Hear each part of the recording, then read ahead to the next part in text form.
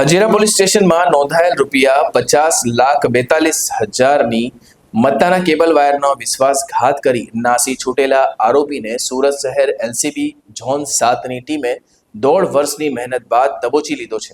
મળતી માહિતી અનુસાર હજીરા વિસ્તારમાં કેબલ વાયર સપ્લાયર સ્ટોરેજનું કામ કરતા ફરિયાદી સાથે વિશ્વાસ કેળવી આરોપીએ કુલ ₹50,42,252ની કિંમતના કેબલ વાયરનો જથ્થો સગેવગે કરી દીધો હતો।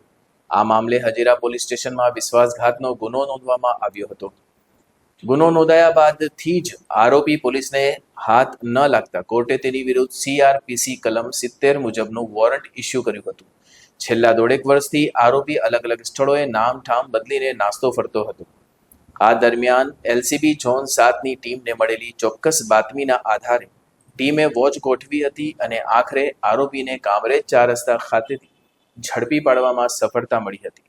પકડાયેલા આરોપીની પૂછપરછમાં તેણે ગુનો કબૂલાત વધુ તપાસ માટે તેને હજીરા પોલીસને સોંપવામાં આવ્યો છે।